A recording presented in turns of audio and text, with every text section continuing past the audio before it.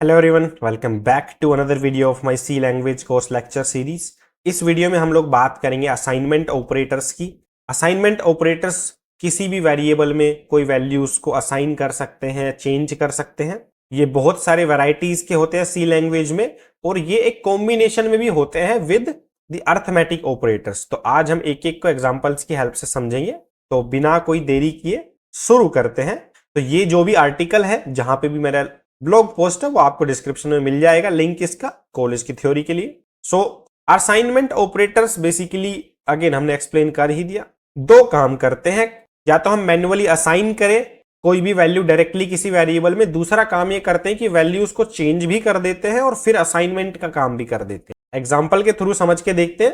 तो ये हमारे पास एक लिस्ट है असाइनमेंट ऑपरेटर्स की। इक्वल्स टू तो हम सबने पढ़ा ही है कि हम ए के अंदर अगर 23 स्टोर कराना चाह रहे हैं वेरिएबल में, तो a इक्वल्स टू 23 लिख देते हैं। सिमिलरली ये हमने नहीं पढ़े अभी तक, plus equals to, minus equals to, multiply equals to, divide equals to, percentile equals to, and equals to, pipe equals to, caret equals to, double less than equals to, double greater than equals to. Again ये वाले हम धीरे धीरे पढ़ेंगे जब हम relational और logical operators तक जाएंगे।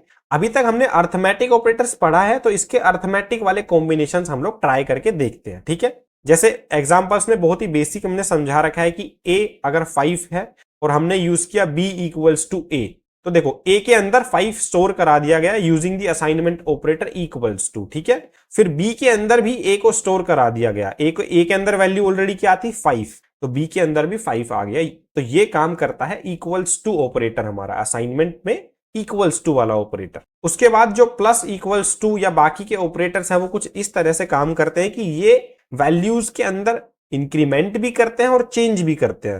What I mean by that is कि अगर मैंने लिखा a प्लस इक्वल्स टू 1, इसका मतलब ये है कि मैं a के अंदर जो भी लेफ्ट साइड वाली वैल्यू है, उसके अंदर मैं राइट साइड वैल्यू ऐड करा के और लेफ्ट वाली के अंदर स्टोर कराना चाह रहा हूं। For example a plus equals to 1 का मतलब है कि मैं a के अंदर स्टोर कराना चाह रहा हूं क्या, a के अंदर प्लस 1 करके। तो लेफ्ट साइड में जो वैल्यू थी उसमें राइट साइड वाली वैल्यूज को ऐड करो और उसी को लेफ्ट साइड वाले में स्टोर करा दो। इसको हम एग्जांपल की हेल्प से समझते हैं।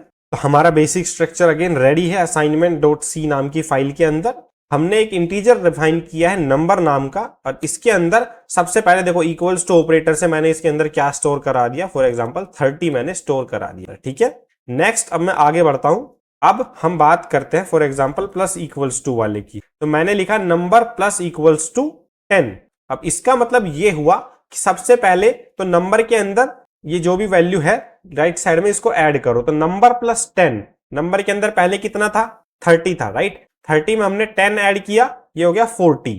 तो सिर्फ अगर मैं प्लस लिखता, यहां पे सिर्फ प्लस लिखता, तो ये हमारा हो जाता नॉर्मल अर्थमेटिक ऑपरेटर। वो करता नंबर के अंदर 10 जोड़ के 40 कर देता। लेकिन अभी तक ये चीज ना कहीं स्टोर हुई है, जो 40 जो नई वैल्यू बनी है वो कहीं नहीं गई है, राइट। तो इस टाइप के काम के लिए हमने यूज किया है एक कॉम्बिनेशन अर्थमेटिक ऑपरेटर का और इक्वल्स टू का, which comes under assignment operator की। ये अब क्या करेगा, नंबर के अंदर 10 ऐड भी किया इसने, मतलब 30 टू 40 भी हो गया नंबर, और उसको स्टोर भी करा दिया नंबर के अंदर। ये काम किया इसने कि ऐड भी किया और स्टोर भी करा दिया। ठीक है, इसको अब हम प्रिंट करा के देखते हैं। Printf value of number is, by integers की बात कर रहे हैं तो हम परसेंटाइल डी यूज करेंगे। अब देखो प्लस इक्वल्स टू फ्लोट पे भी काम करते हैं, आप कोई डेसिमल वैल्यू के ऊपर भी प्लस इक्वल्स टू करा सकते हो। ठीक है, यहां पे हमने स्टोर कराया, प्रिंट कराया नंबर। ठीक है, और सेमी कोलन तो लगता ही है। चलो इस प्रोग्राम को रन करते हैं।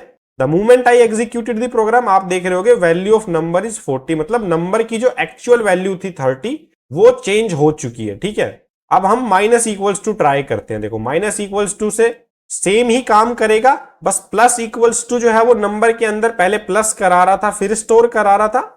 माइनस जो है वो नंबर के अंदर से पहले माइनस करेगा, माइनस इक्वल्स टू वाला ऑपरेटर, और फिर उसके अंदर स्टोर करा देगा। अभी इसको रन करते हैं। नंबर की वैल्यू 30 सी, 30 में से 10 गया तो 20, और नंबर के अंदर स्टोर भी हो गया 20 आके। ठीक है, सिमिलरली अगर हम बात करें मल्टीप्लाई वाले ऑपरेटर की, तो ये पहले मल्टीप्लाई करेगा and then it will store the value inside the variable. तो 30 इंटू 10 300 एग्जीक्यूट किया, आप देखोगे वैल्यू ऑफ नंबर इज 300, ठीक है। Similar goes for divide.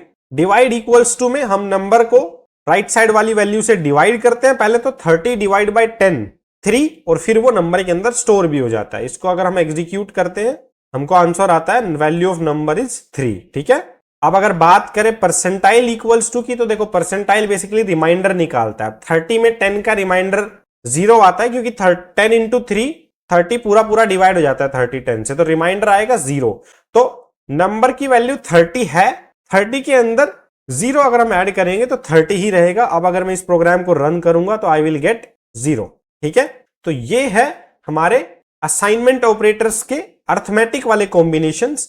जो लॉजिकल है और बिटवाइज वाले कॉम्बिनेशंस है वो हम धीरे धीरे पढ़ेंगे जब हम आगे चल के बाकी के ऑपरेटर्स करेंगे, ठीक है।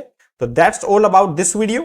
मिलते हैं आपसे अगली वीडियो में, तब तक के लिए बाय बाय। एंड आपको वीडियो सही लगा तो शेयर करो अपने कॉलेज के दोस्तों के साथ। And happy learning.